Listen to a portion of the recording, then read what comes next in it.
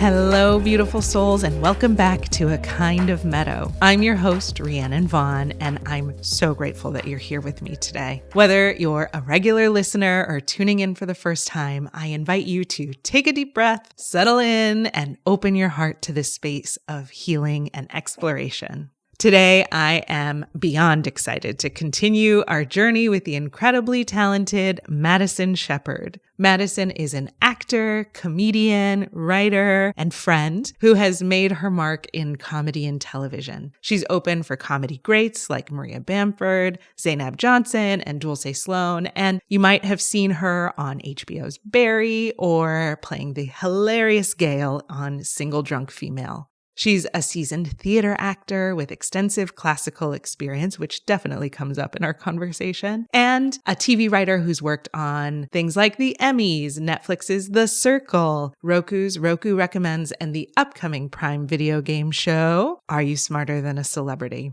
Named a comic to watch by Comedy Central, Madison brings a unique blend of humor, vulnerability, and insight to her performances. And today, she's here to reflect on the powerful healing session that we explored in the last episode, A Kind of Twilight with Madison Shepard, Part 1. Now, if you haven't listened to Part 1 yet, I encourage you to go back and experience the full session, even if just for context around our conversation, or to receive the healing yourself. It was filled with rich symbolism, everything from Madison confronting her fear of being seen to exploring the dark spaces of her psyche, represented in the form of vampires and caves and blood sacrifice. Oh my. We even touch on the cyclical nature of destruction and rebirth, with the Tower card showing up as a major theme for her throughout 2023. Actually, thinking about it, this is like the perfect October episode because it's a little bit spooky, a little bit sparkly, and definitely very insightful. In today's episode, we sit down with Madison to reflect on her healing and how it connects to her perspective as an artist. Being a performer means navigating a very tricky balance between staying hidden and being fully visible. And Madison opened up about her preference to be, the little girl behind her mom's dress, contrasted with the demands of being in the spotlight, a very real tension for many artists. Her healing journey touched on this in a very big way, exploring how this need to protect ourselves often clashes with the necessity of being seen and heard in the performing arts. It's a fascinating conversation that digs into how these fears of visibility show up in her career and creative process. And mine too. Madison and I really resonate on a lot. So you'll kind of hear this discussion from both of our perspectives because I think visibility is one of the big themes that just keeps showing up this year. Madison and I also dive deep into some really incredible themes that came up during the healing. We explore her connection to psychic signs, like the appearance of the Datura flower, which felt like a wink from her guides. Madison also reflects on how the Tower cards symbolize the upheaval of her past year, a time filled with personal and professional losses. But after the storm comes the Star card, offering her a sense of hope and renewal. This theme of destruction leading to transformation runs through the heart of the discussion. We also talk about how the mirrors in our lives reflect back versions of ourselves and how Madison is learning to trust the clearer, more supportive reflections she's now receiving. We also revisit the spicy fire that burned in Madison's heart during the healing, which is a symbol of resilience and the power of embracing discomfort to grow stronger. There's so much richness in this episode, and I can't wait for you to hear it.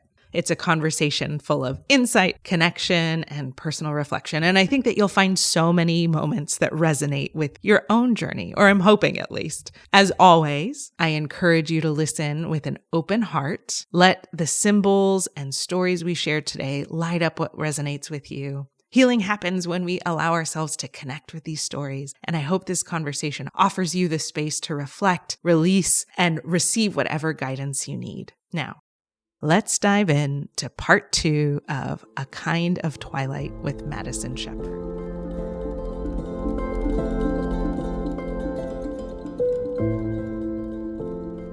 So anytime I work with a healer, tarot person, anything like that in the like Zoom era or, online virtually, I always in my inside, like I ask for a little sign. Okay. And I don't always like know what it is. So with yours, I took notes. So I'm just going to be the datura flower it's so interesting. So when you were saying that, I was like, what is this flower? Like, and I look it up and I'm like, holy shit, that's the flower that I look at. So one of my mini like side hustles since everything I was working on got canceled last year and like I was just real tower card energy for the last year or so. I have been working at a horse ranch, checking parking passes and, signing in trailers for horse shows and stuff like that. Like, as my mother would call it, blue collar.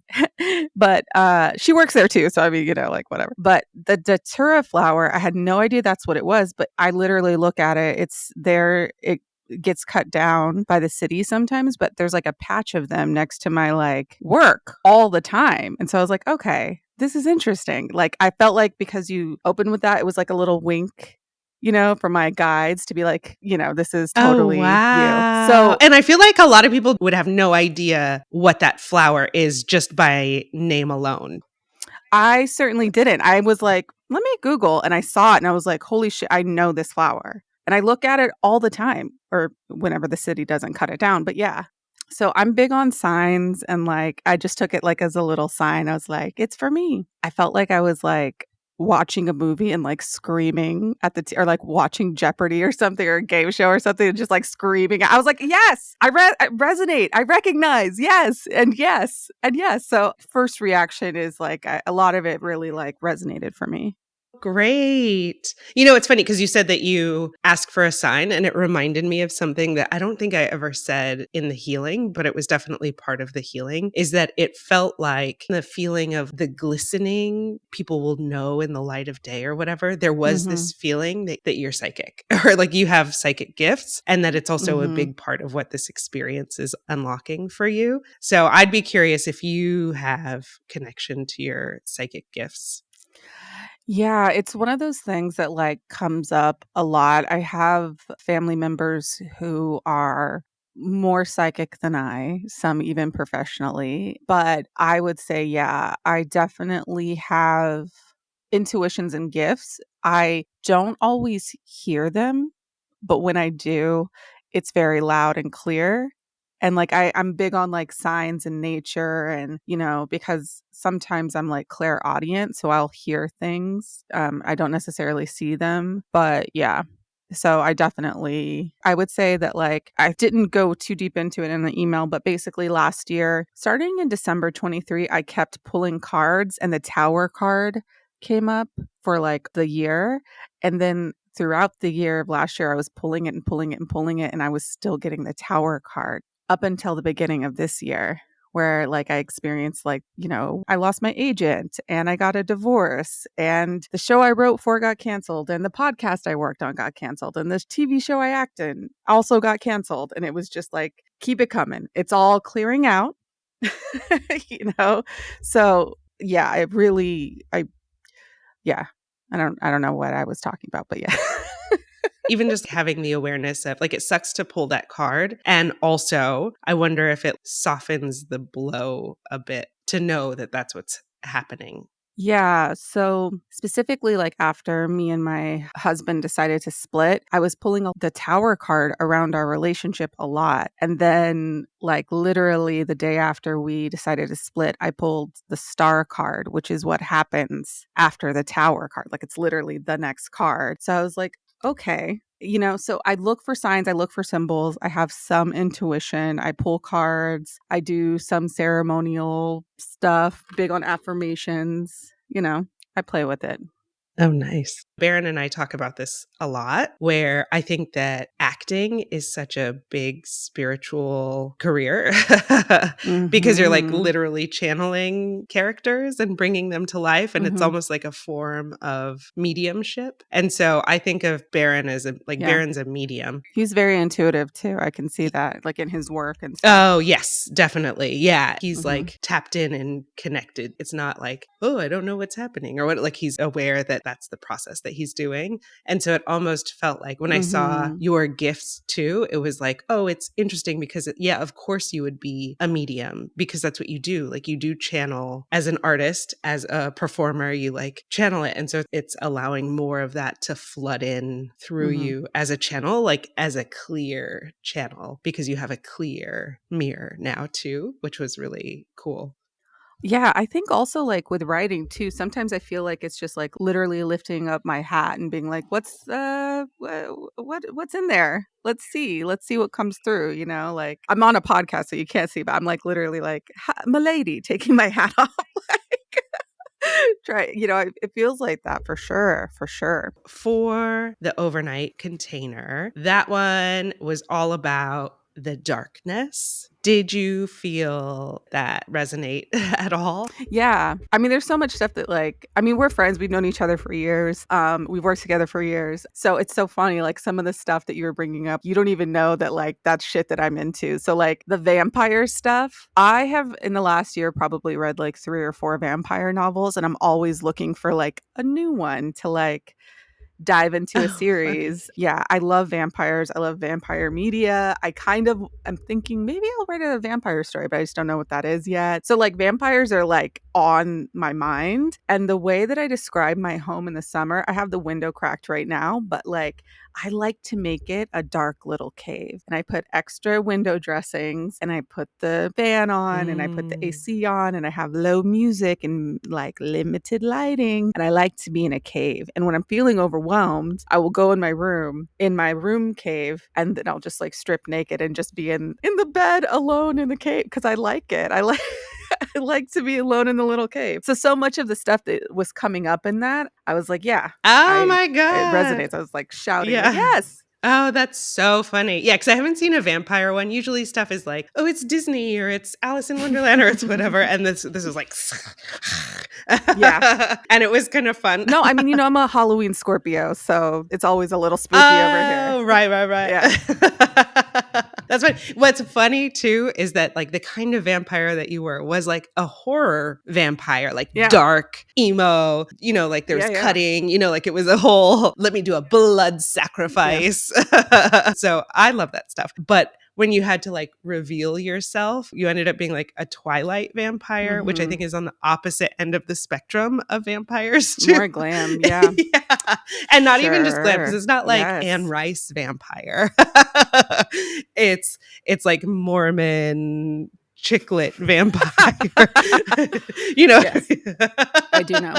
And so there was something about like it wasn't even just like, oh, it's not it's that, oh, I'll be exposed in the light, but it was also this like the softness of it was such a big like difference than what made you comfortable. Yeah, I mean, I love it. And I also have like I don't even know that we've talked about this, but like I definitely have a fear of being seen and being known and being perceived by people. Like if I am not fully consenting to that, I don't want people to be aware of that. So like yeah, because sometimes, I think when you experience certain traumas in your life, like being seen and being perceived is dangerous, and so that's something that I definitely have been looking at, a lot in recent time. So it's all kind of connected. Like for me, at least, like I want to be perceived as like mysterious and dark and sexy, like an Anne Rice vampire, but really I might just be kind of like glowy and sparkly and okay in the sun.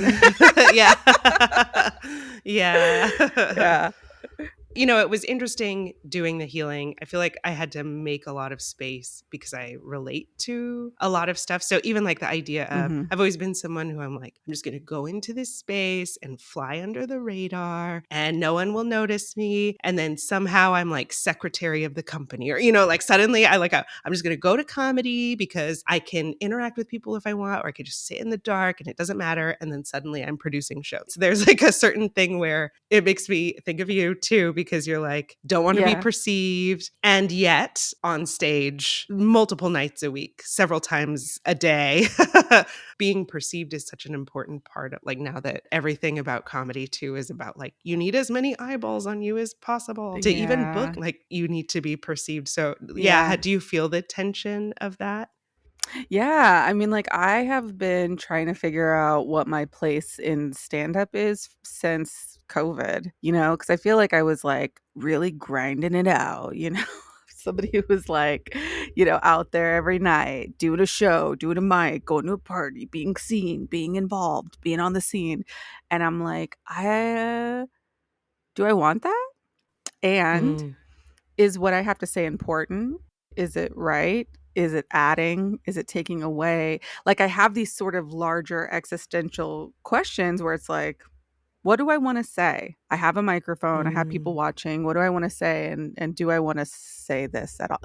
So there is also that level to it, which I think I'm slowly figuring out if it is indeed me having this existential crisis about my artwork, or is it me being afraid of being perceived and seen, Mm. Mhm. And so I'm like, am I being really ethical, or am I just being a little bitch? And it both hands, right? No. Yeah, it can it can be No. all no los dos, right? Yeah. No. I understand that too, where it is my strong sense of justice or whatever can sometimes be a way to distance myself from Mhm. being a fool or whatever. Yeah. And I think that visibility feels like one of those topics that's coming up a lot for a lot of people in a lot of different ways, especially as life is more and more online. Mhm. And, you know, for some people, it really is dangerous I mean, there were times when there are certain people who I didn't want to know where I was because it was dangerous. Yeah. um, and also to do the things that you want to do, like you need to be visible. I was recently diagnosed with OCD. And Mm. one of the biggest reasons why it's hard to deal with is because a lot of my fears and worries and obsessions are so valid. Like it's easy to be like, but here's the proof that this is why it's dangerous and this is why I'm scared. There's that thing where like it's easy to justify it and like you need to be perceived. You need to be visible. You need to Yeah. like You have to take up space. yeah, and it's still that thing like but it still has to Mhm. happen. And so I feel like right now it feels like a lot of people are kind of finding their way into, well, how can I make peace with the way that like I have all these reasons and justifications, but at the end of the day I need to like do it or like find my way into it. Yeah, how do I make peace with the fact that it is scary and Mhm. potentially dangerous and a real thing? Right, because people are very weird and vicious, and weird, terrible things happen all the time, especially to women, Black and brown women. Like, it feels so unsafe to be in the world sometimes, but it's also like we have to take up space. So I feel sometimes like, for me, like I'm called to acting and comedy and writing and all these things because there's these bigger soul lessons, these bigger karmic lessons that like I am not 100% aware of. Like I've definitely had to deal with my like rejection sensitivity. Like it's much better. It used to be very crippling when I was younger, but now it's less personal and I can sort of move in acceptance of it now, because this job, all of these jobs, is mostly rejection. It's mostly no's. It's an occasional yes, and that's great. But yeah, it's like there's that. And then there's the other side of me, which, battles being seen. And I want to be that like little shy girl, like at the party, like behind my mom's skirt, like not, observing, but Oh, not talking, but like, and I'm like, how do I accept for to do it, I guess? yeah. Yeah, and I guess that's why some people put on alter egos or other personas. Mm-hmm. But yeah, this is where I am also like, what is the way forward? Because there's like plenty of Mm-hmm. people on the internet who are happy to tell you, like, oh, to be seen, you just have to do, here's 5 steps Ugh. to being seen, or Yeah. whatever, like the hook is. Mm-hmm. And also, I think that there needs to be like lots of different ways to like, how do we reconcile the way that we need to show up at a party? Do I need Mm-hmm. to go to a party, or can I still forge a path in a way that feels safe for me? And what is the line? And even like thinking about the way that your visibility showed up, which was pretty cool. It was, again, you're like standing in the middle of a circle of people who were holding up mirrors, and each of them saw a different version of you. So you had no control over the version of you that they saw either. But you only had the one understanding of who you were. And because all these other people had all these different snapshots of you, it almost offered you a like, oh, wow, I am all of these things at the same time, literally simultaneously at the same time. And so it even brings up this idea of like, well, you can be that shy little girl and you can be this. There's like space for all these versions of you at the same time, which was really interesting. Mm-hmm. I'd be curious about how you deal with this because I am always worried about the way that people perceive me. I'm like, let me set the record straight. I need you to perceive me the way that is actually what I'm trying to do. But when you're visible in that way, when you put your image out in the world, like you have no control over how people perceive you. How do you reconcile that or deal with that? Yeah, I mean, there's been times, at least 2 times, where it's like laid me out flat that somebody was saying mean things about me on the internet, like panic attack inducing, cold sweats. And I'm like, I don't want to want to disappear. I don't want you to know anything about me at all because, again, that fear of being perceived or, just in my background, like people having information about you is a way for them to gain power over you. So I don't really have like a solution that has really worked, I guess. Yeah, that's something I think I still struggle with. And so I'm not sure. Like, I'm thinking also of like a time when Single Drunk Female came out. And it was my first time like on TV, like playing like a multi-episode, like character situation, it was recurring. And I remember being so fucking stressed out that people were going to perceive me and see me. And like, I was so worried. And I think season 2, like I literally didn't even think about it. Oh, really? So part of me is also like, is the solution to just like, yeah, let it happen? And then it's like, well, I've been there, so I know what's going to happen and it's going to be nothing. I'll be fine. I'll wake up tomorrow still in my apartment. Yeah. Yeah. It's safe. But it's something I still deal with. And I don't know. That's so interesting too, because the way that TV's made, you don't have the experience of like, okay, I filmed this episode and now let's see how people react to it. You have to like wait until. Yeah. And then on top of that, like COVID was happening and I was so petrified because I was seeing friends like lose out on work because they were getting sick. And I just like didn't want that to happen. So I also was like holding myself up in my apartment, not going to shows, it was super like in my cave, with the curtains drawn in a dark room, just worried about what people are thinking or saying. And yeah. Oh, interesting. There was a past life healing that happened in this, and I would love to hear your thoughts on that. I definitely sorry, both of my 2 little dogs are just like coming around trying to get involved in the conversation. They have to add to it. Yeah, I really related to it. It's interesting because I've always like low key enjoyed painting, and it's something that I in the last like year or 2 have gotten back into slowly. And I also had a sense that in a past life I was a painter. Oh, wow. Yeah. So like for me it was just very like interesting because I was like that. Yeah. And I had just watched this whole thing about like Neanderthals on Netflix. And basically, like, we had this terrible, like, white supremacist, eugenicist view of them, but they had these really complex societies and they were as smart or smarter than us. And, they had all these different skills that, like, white historians had sort of like not seen or whatever. So, anyways, the point is that like when you were telling me the story, I could like see it, sense it. I was like, okay, yes, like it really resonated with me. And, also I think as an artist, there's always that question of, it's that, does it matter what I'm doing? Is it making an impact? And also what I'm doing, is it like important, good, will be seen, will be consumed? And so I just really related to that because I was like, I need to hear that healing too. Like she needed it, but I was like, yeah, me too.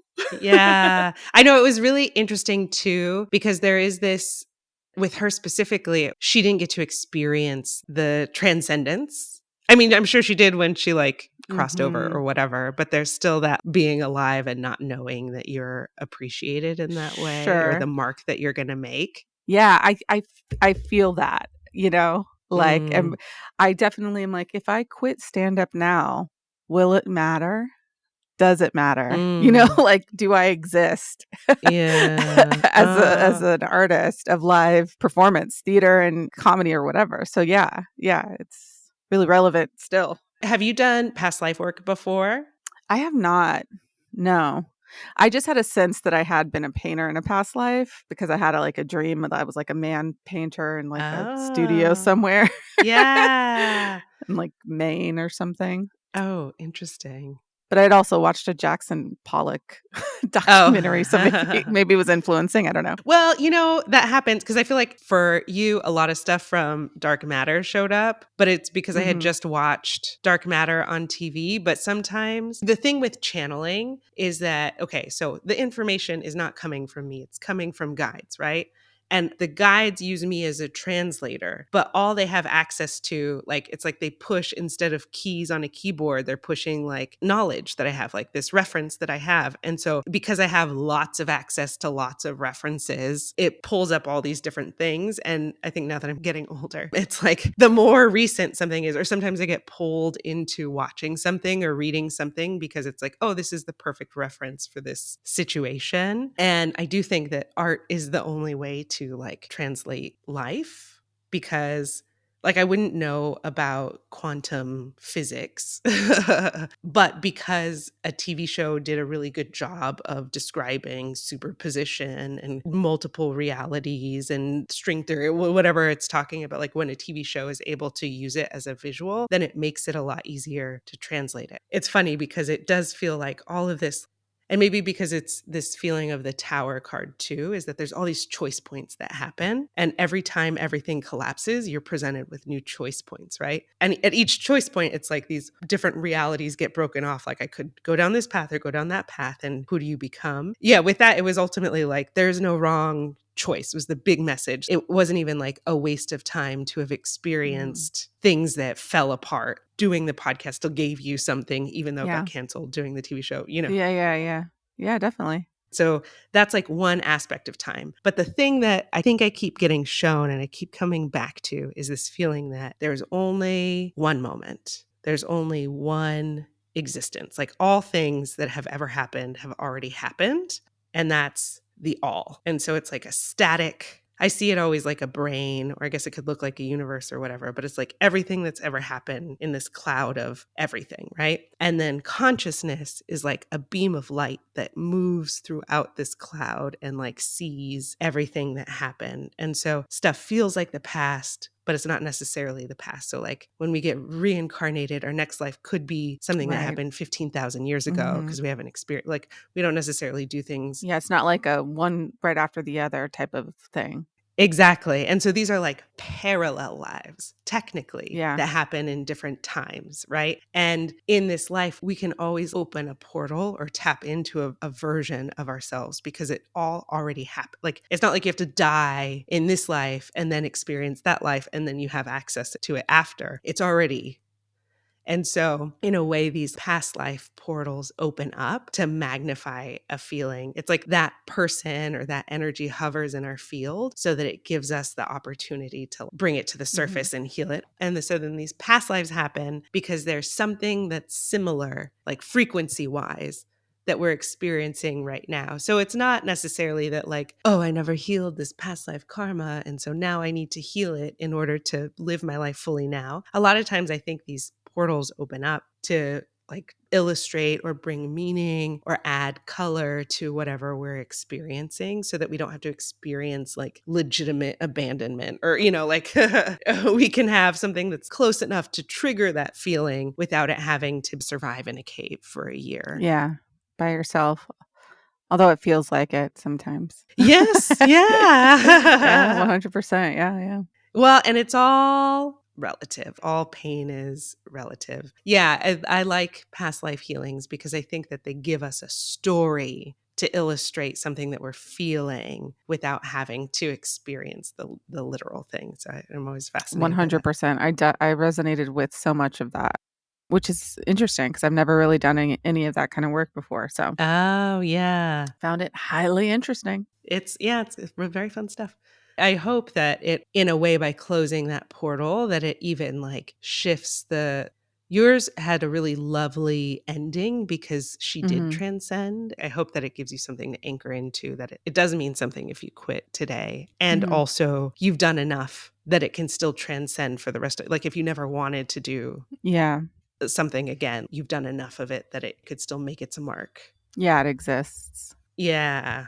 Yeah. Yeah, the timeline jumping, it's like something that my friend had sent me like a timeline jumping meditation. And so it was interesting hearing you talk about that in the healing, because it's just the kind of way that you were describing other people using it, like, oh, to become like this great pianist or to be fluent in a language or to like jump into the timeline in which you're rich and successful. And I was like, huh. Because like I did do this meditation a couple of times last year where I was like jumping timelines, but I'm like, I'm not necessarily in the one that I wanted to be in, but I'm still like, it's interesting because so much stuff.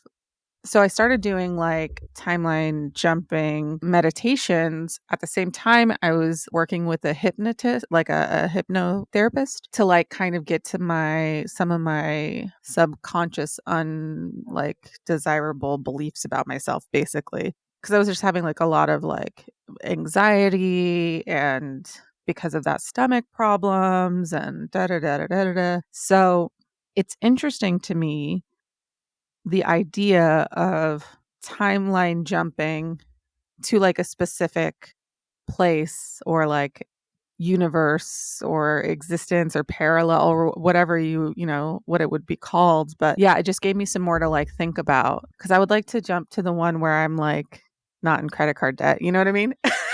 Yeah. Oh, yeah. Where's that one? I really know what you mean. Yeah.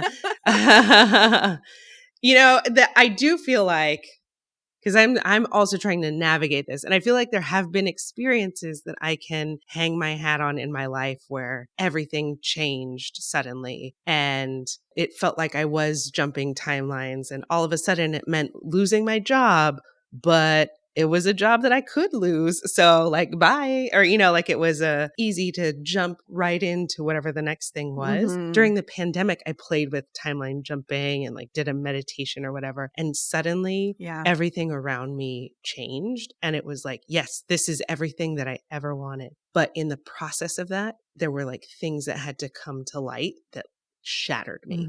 All of a sudden, we got evicted from our house, or, like there were things that devastated me. It made me feel like I was leaping into this thing and it felt right. Yeah. And then at the same time, it was like all this shit coming to the surface. And at the time, it dropped me right back down into like the stuff that felt like it was changing suddenly wasn't changed. Suddenly there's like debt. Suddenly there's losing health insurance. Suddenly there, like all this stuff starts happening all at once. Brought you to your knees. Yeah. And I think that a big part of it too was that when you timeline jump, like you really do have to be willing to lose everything, including your own identity, including your own sanity in a way. Because it's not that you're going to lose your sanity. It's that you're going to lose the perception that you're sane, or what, you know what I mean? Like there's like something about like, you have to be willing to lose everything. And sometimes some things have to come to light that are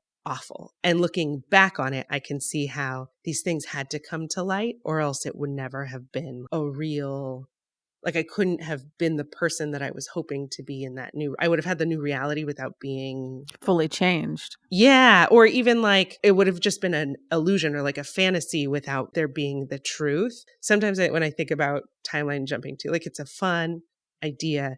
And also it really does rip you open. And the advice that I've heard recently is that the whole point of it is because we shoot up to heaven or whatever. We shed all these things and then we're like really exposed. And it's almost like we have to ground this new reality. And so we do have to like drop our vibration. We do have to lower down a little bit, but it's the way that we anchor it. We're firmly in this timeline instead of passing through as a tourist or whatever.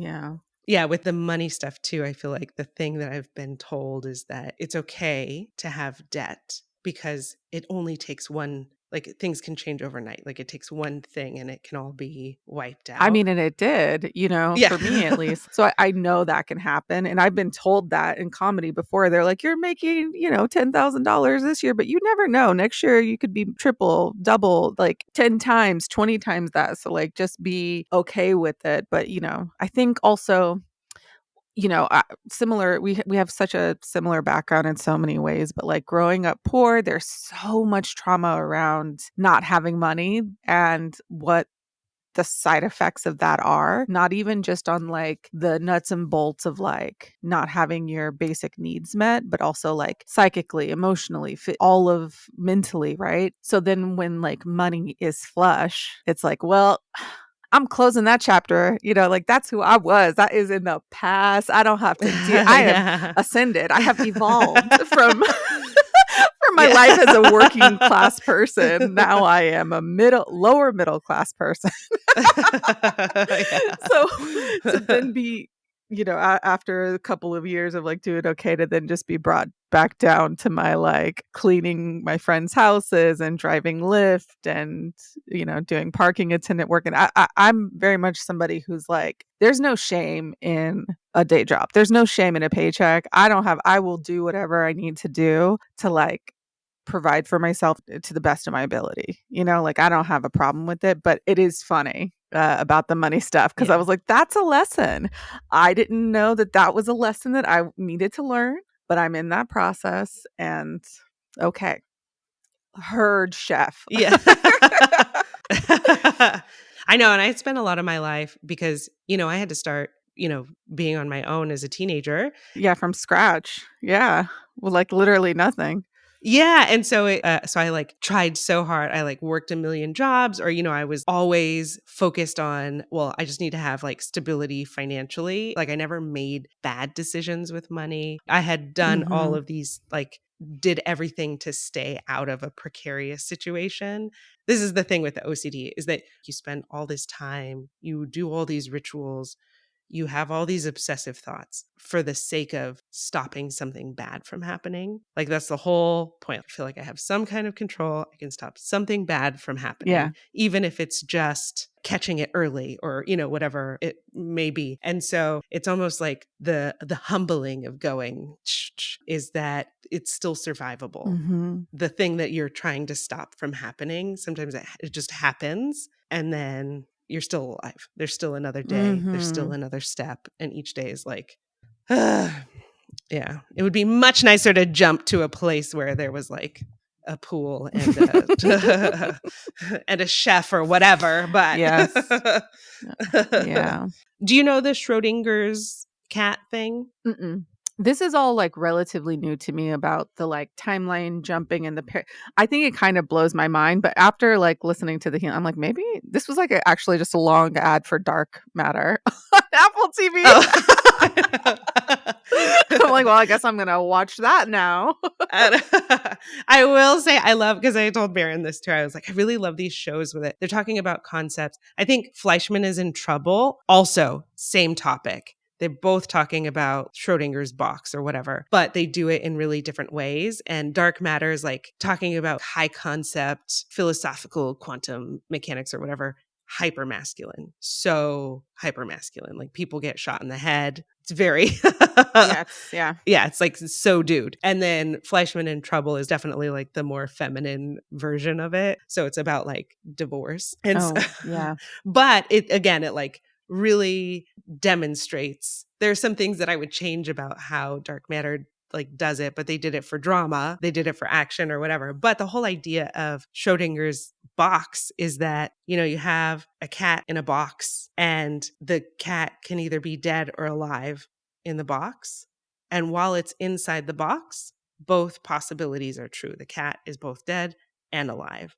And it's not until you look inside the box and see whether the cat's alive or dead that it actually takes that form. And the whole idea is behind how like particles don't exist in solid form until they're observed. Mm.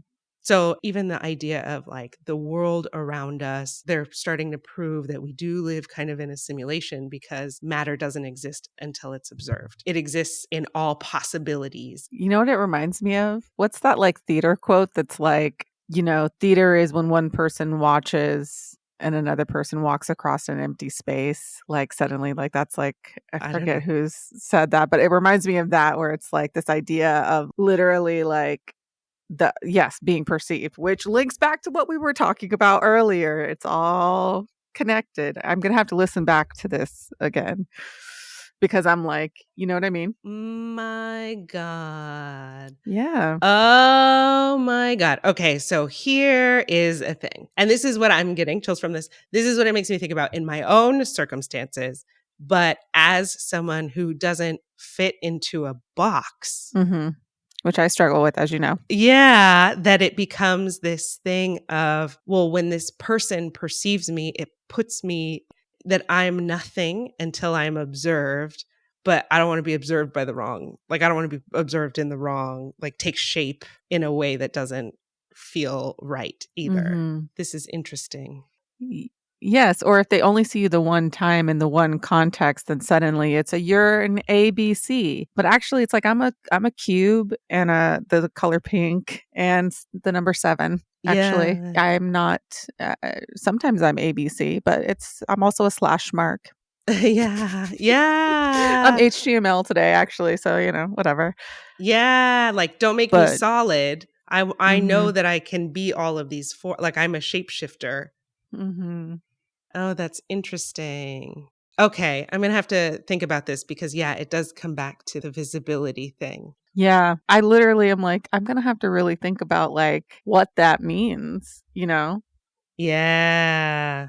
And I only ever thought about it from my perspective, like the outside world, like me observing the outside world, but I never thought about it, me observing me too. Yeah. I'm so focused on the outside world, even though I feel like I'm someone who's like, I try to be reflective or whatever, but I'm like always looking outside of me for that. Yeah, I think also, I think it's all kind of connected. I think this connection that we just made with the like fear of being seen or perceived versus like the cat in the box. What is it? Schrodinger's box cat, yeah. or cat. Yeah. I think it's all kind of connected because if I think back on all the things that I lost in the last year, relationships of all kinds, business and professional and personal. Now what's starting to happen is I'm getting other versions of, I don't even know if it's like, not replacements, but other people are stepping in and being like, oh, but I see you as this. Like I just started dating this guy and he's like, you're a star. You're like ready to explode like a supernova. And I was like, huh, interesting. And I'm like, did my ex-husband ever call me a star that's about to explode? Well, that's an interesting mirror. You know what I mean? Like, he's like, I'm glad you're fucking divorced because now I get to like be with you. And I'm like, that is interesting. Like this is like one example, or like I have new agents. Shout out to my manager for making that shit happen like quickly. Snaps. Props to him. Love him. But like they see me even differently than my old agent, who is an amazing, talented agent. I love her so much. It was just because the like whole fucking the agency imploded. It was A3 and they sort of like there's all this drama and shit that happened in the last like year, and like God bless her, she had to get out, but she went to CAA and I'm like, girl, I'm not ready for CAA. I'll be honest with you, I'm not there yet. You know what I mean? But like even like the way that she sees me is different from these new people because they're experiencing. She got to see me, with like the first season of Single Drunk Female coming out and then like booking like the season 2 and all of this process, and they're seeing me at a different point now that like all of that shit is canceled. And it's so anyways, not even that the wind is out of my sails, but I'm in a valley. I'm waiting for the next wave, I'm like on my surfboard, like waiting for the next wave to come so I can pop up on my board and like, cowabunga, dude, like, so it's interesting, right? Because of the tower card, which is like any foundation that wasn't strong sort of like fell apart and broke. And I'm like, well, I hope what that means then now is that I'm building stronger foundations because now I have seen this other crumble. And so I'm like, okay, here's what didn't work before, or here's what, in what way, like this foundation wasn't strong. I can shore it up in this way, or maybe I need to use cement, or maybe we need to have I'm trying to do the house metaphors here. A crawl space. Drywall. Yeah. Bricks. I don't know. Do we put the pipes in the cement? I don't know. It's like trying to like figure that stuff out. But the mirror stuff is interesting because it's like, yeah, man, like how do other people see me who are showing up in this way of, yeah. It makes me think of too the heart space about the spicy thing. Something that really stuck out was that, spicy stuff opens your membranes. Like that's why you like purge and produce all this mucus or whatever, is because your membranes are really open. But it almost puts you in like the perfect position to receive because everything's open. It opens you up. The way that I saw these people coming around you to give you a better mirror to reflect who you are. It wasn't that you were like out looking for them, like who will, whatever. But the moment that you were like, who am I now? Show me the truth of who I am is like all you need to ask of the universe. And then these people show up. You don't have to go looking for a wave. You could just sit there on the ocean and then the wave's going to come. Yeah. Yeah. You're like primed to be in that position. Yeah. I've caught my breath. Yeah. I've wiped the sunscreen and salty water out of my eye. It's like a toxic mixture that makes you blind. You know what I mean? Yeah. It's just not fun. But. Which is like funny about that because you think of sunscreen, it's like, oh, I'm putting this on to protect me. But in the wrong situation, it can get like, yeah, literally like I cannot see. Yeah. It's definitely interesting. And like, I think on another healing that you've done for me before the pandemic, I always have like stuff in my throat. Like even talking about this, I have so much tension in my throat that I did not have before, like even like speaking around some of these things. And it's just like, what is this, And so like, this idea of like the spice and it not being like something that I wrote down actually because I was taking notes. Allow the heart to burn. It's like don't douse it with milk. Like there's something there. There's something there, and like the idea of like there are no ashes to clean up. It's like a good burn. It's like a purge. So I think it is a bigger lesson that I'm still trying to wrap my head around about like what that all is going to. I think in 6 months I'll like be driving down the road one day and I'll just be like, oh right, that's what the fuck. Yeah, it's definitely one of those things where like if you only know in retrospect, like, oh, this happened. Yeah, it's starting to percolate.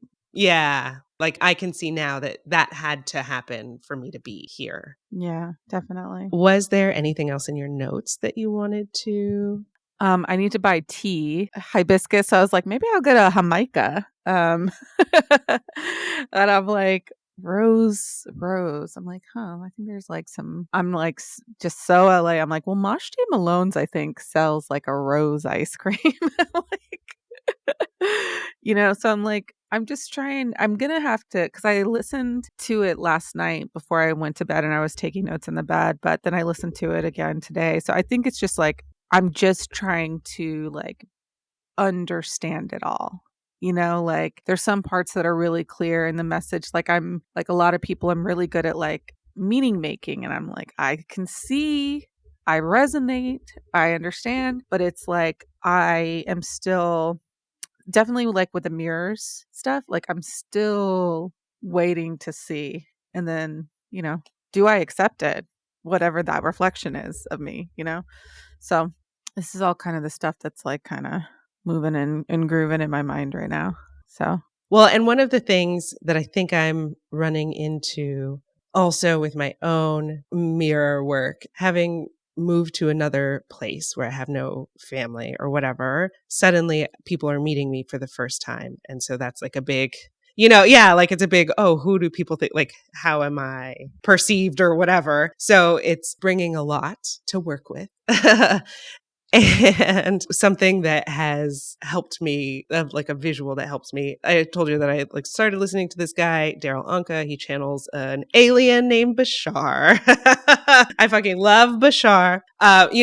Joe Mandy posted one time like a whole thing about like a whole series of stories about Bashar. And I was like, he's probably making fun of him, but I really would love that if Joe Mandy was a person who like loves Bashar. You never know though, like if it's Ernest or it's hard. I think also if people are he's involved, you know what I mean? Like if we're making fun of it, there is also a little love there too, I think, Yeah, he knew enough about, like, you had to have watched a certain amount of videos to be able to roast him the way that it wasn't. Yeah. Yeah. Exactly. We only roast the ones we love. That's what they say. Yeah. Yep. Yeah. But Bashar talks about how with a mirror, you look in the reflection in the mirror and it's frowning at you. You can't say like, hey, smile. You have to smile. And then the reflection will change. And so he always uses that as an example of when the outer world is like, why is everything falling apart? I don't like what's going on out here. And he says, like, you can't wait for the outside world to be good and then you'll smile. You have to smile and then the outside world. You do, in a way, you do have power over the reflection that is coming back to you. If anything, the reflection that's coming back to you is revealing like your inner state, your inner beliefs, your inner, like it's a way to bring it out into the surface.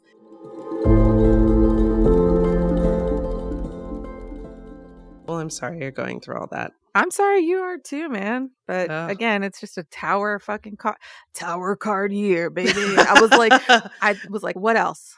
My business bank account got closed. I had to like reopen it. Like, I mean, when I say I'm hoping that like the rest of my shit doesn't completely like I'm holding on, you know what I mean? To like whatever I can. But my biggest fear was like my business bank account closing, and then it closed. And then I was like, I'm still here. And I just went back into the bank next time I had a job. And I was like, here's the $250 I owe you guys that you guys shut my bank account down for.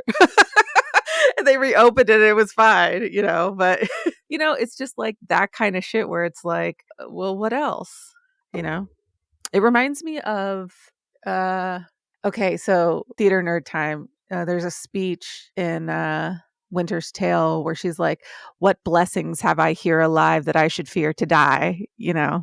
It's that idea of like, well, fuck, like everything else. You've called me a whore in the street. You've stolen my 2 children from me. I'm thinking about the Leonte's wife in Winter's Tale. And now I'm being like, you're going to execute me because you think I'm cheating on you, but I'm not. It's just your imagination. What else could you, take it? What else you got? And I think like there's something kind of beautiful in like watching the village burn down so I can rebuild it brick by brick and put new flower plots in. And, I restarted my Animal Crossing island too. So that's on my mind. Oh, fun. You know what I mean? I love that. It's just like, I missed that part of the pandemic when everyone was just on Animal Crossing and everything was like lovely and we're all in this together. And it was a beautiful time. Minus all the death, but yeah. Well, yeah. But it was like, because of all the death, we had all this beautiful time too. So in a way, like you can't have one without the other. Yeah. Like the scarcity of life or the fact that life can end is the reason why it's precious. The fact that we feel so disconnected all the time is the thing that's going to push us back. The whole pandemic was about how like we were all connected by literal breath and we could see that. I mean, I keep thinking about where, like when they were trying to figure out what is COVID.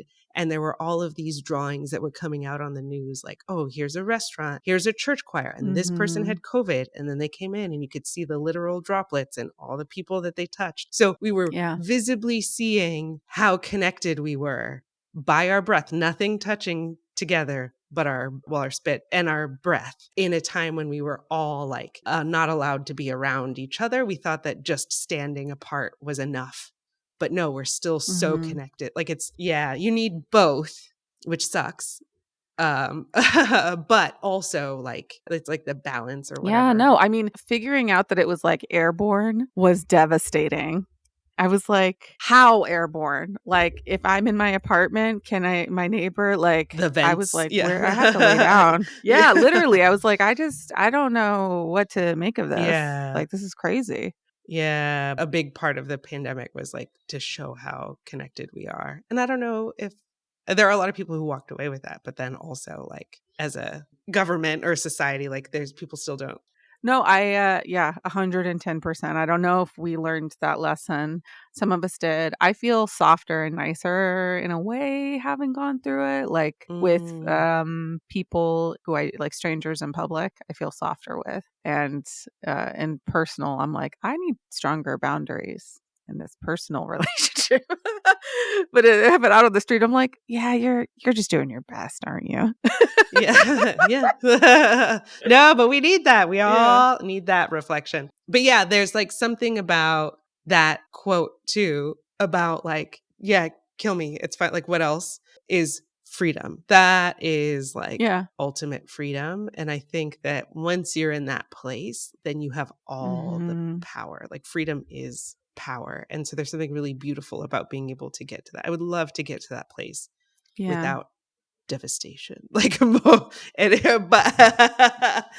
but yeah, like it feels like such a beautiful place to be. Like it can all go wrong, it can all be bad, and I still exist.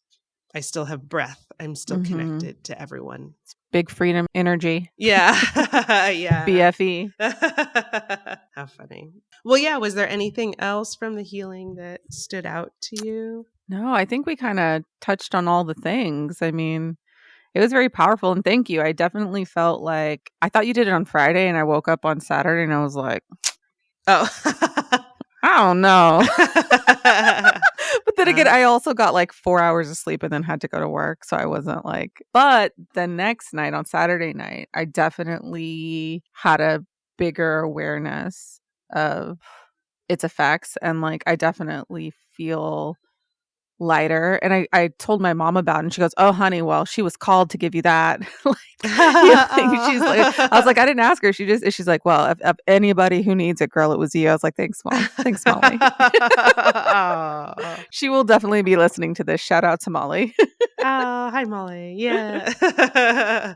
Well, I'm glad. Well, also because we have so many, we have so much in common and so similar. And I feel like, I don't want to speak for you, but it feels like also you just like really you related to it, and you maybe saw things for yourself in there too, which I think is like pretty cool as well. Yeah. So I love that. And I love that opportunity to be able to experience that too, because I end up changed from the experience without having to pay for a healing. No. Just kidding. It was 2 for the price of 1. I love a deal. Yeah. Okay. Well, thanks for letting me play with you in this way. And yes. Thank you so much for offering me this gift. And it was so healing. And I'm excited to see as more is revealed. I love it. I love it when you have that like click moment, and then suddenly it's like a scene from Limitless, and you're like, okay, it all makes sense. Like it's all kind of zooming in and zooming out.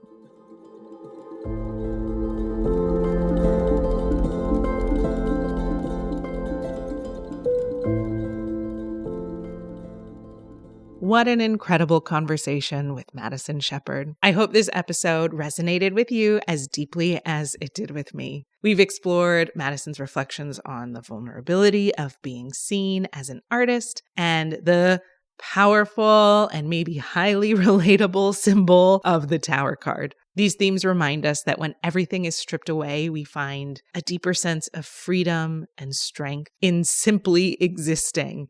Because when everything is gone, it feels like we're going to be destroyed too. When that tower is crumbling, it feels like we are going to crumble along with it. But what we often find in these situations is that when everything is stripped away, all the stuff, the material things, even ideas and stories that we have about who we believe we are, all that's left is us. because we still exist. I think this lesson comes up a lot in near-death experience stories. The one thing, I've been listening to them a lot this year to help me deal with a lot of grief that's come up with losing several members of my family. And the one thing that I hear over and over again is that, fear of death is a very real, very profound part of being human. And a lot of these near-death experiencers have the ultimate thing stripped away, which is their body, which is their life. And the thing that they realize is that I still exist. I still exist as consciousness, but I also still exist as who I am. People still have their personalities. People still have who they are at their core, and it exists beyond that. And I think, we don't necessarily need to experience death or near death to get to that realization. We have these moments of little deaths. I can't help but think of a petit mort, which hopefully you're having many petit morts and sometimes the occasional little death I'm referring to here. We have these opportunities of being stripped of everything, the tower crumbling down, and we realize that we still exist. We're still here. And now what? Everything's been taken from me. And now what? As Madison brought up from Shakespeare, from A Winter's Tale. What else can you do? There's nothing that you can do to me now. There's nothing left. And that is a level of freedom and empowerment that feels really beautiful. I'm still here. Today, I'm okay. And when I have anxiety or panic or OCD, the thing that I always come back to is, in this moment, I'm here. I'm okay. I'm here. I'm okay. And so I think this conversation really highlights that, Madison mentioned that she's rebuilding, and hopefully it's in a way where she's learned some things and can shore up that foundation and build it in a new way from the lessons that she's learned from the crumbling that happened. And I think that that's a really powerful message of resilience, and not in the pick myself up from the bootstraps resilience. I am anti that. But resilience in the form of, you know what? I'm still here, and I want to choose how I move forward in this. And I don't have to do it alone. I can call in the people that I need, the support that I need, and that I can continue to rebuild and see what comes next. I can trust that there is something coming next and just move towards that. I think also what comes from this sense of freedom or strength that we can get from realizing that we're still here and I can rebuild, and I can rebuild better, a more solid foundation where it's safe to be fully and authentically seen. Because in the end, people will always see us from their own perspective. So why not embrace the opportunity to really sparkle? It's so funny how many episodes come back to this very specific reminder to sparkle. I love it. We also learned that our contributions, whether in art or life, can transcend time. So even if they aren't immediately recognized, they exist. Much like you exist, and that's enough. I felt really inspired after this conversation, and then again after listening to it again. So thank you, Madison. Now, before we wrap up, it's time for our Practical Magic segment, where we offer a ritual inspired by today's episode to help you integrate the healing and insights we've explored. Today, I'm excited to share an exercise that focuses on embracing the process of destruction and renewal. It's all about rebuilding from the rubble. So, inspired by the powerful imagery of the Tower card, this ritual invites you to honor what has fallen away in your life and consciously choose to rebuild from a place of strength and empowerment. It's perfect for anyone who's experienced upheaval and is ready to create a solid foundation for the future. So, to begin, gather a few simple items. We're going to use a small stone or rock to represent what has been destroyed, a candle to symbolize your new foundation and that light and fire within you, and a pen and paper for jotting down your intentions. Next, reflect on what has fallen away. Hold the stone in your hand and take a moment to think about something in your life that has recently fallen apart or been stripped away. This could be a belief, a project, or even a relationship. Reflect on what this destruction has revealed about you and how it has created space for something new. So this could be, what are the feelings that come up when you think about this being stripped away? What is the story that comes up? So it's one thing to be like, oh, I feel sad, but also what is the story that's being told? This was taken away from me, or I can never get nice things, or you know what I mean? Like the story that we create to fill in the blanks of explaining the why or making meaning of a situation. I think the power of letting go really comes in identifying what the story is, especially if you find that it's a story that comes up in a lot of situations. Really take time in this space to reflect and think about these stories that come up for you. Then we let go. Light your candle, and as you do, envision the flame creating a new foundation for you. Place the stone near the candle and say aloud, "From the rubble, I rebuild with strength and intention." Allow this affirmation to sink in as a reminder of your resilience.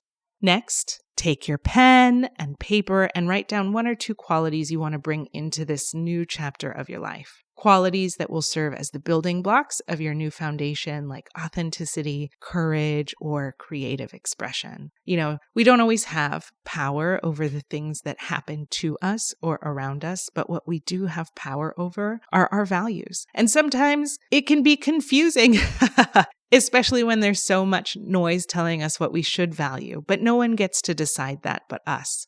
What is important to you in this next chapter of your life? And then commit to growth. Fold the paper and place it under the stone. Allow the candle to burn for a few minutes, or as long as you like, as you visualize yourself growing stronger and more empowered, ready to build anew.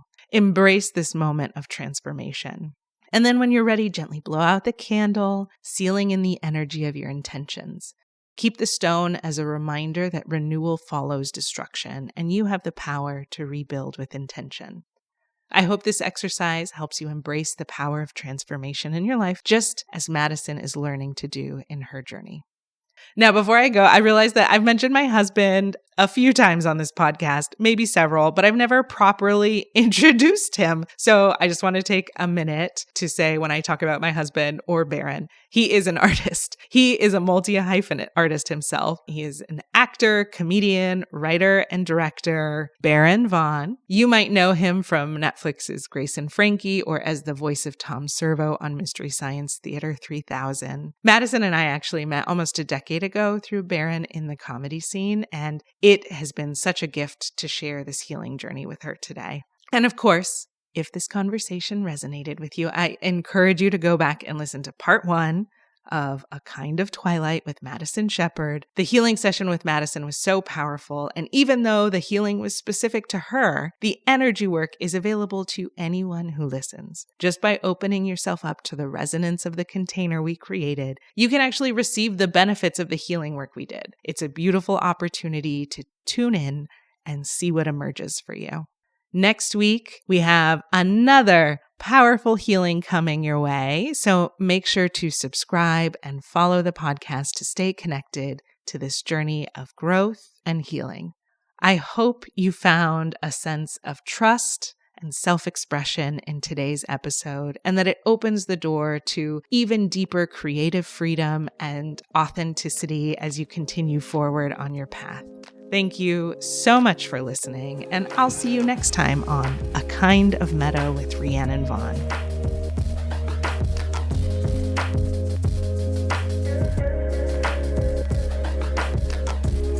If you're ready to embark on your own healing journey, I'd love to work with you. You can schedule your personal session at rhiannonvaughn.com/healing. For those who prefer a solo adventure, dive into the Writing with Spirit Oracle deck, an online oracle deck inspired by the hero's journey. Get personalized guidance for just $3 a month at oracledeck.guru. And don't forget to use code WILDFLOWER for 10% off. Let's start this magical journey together.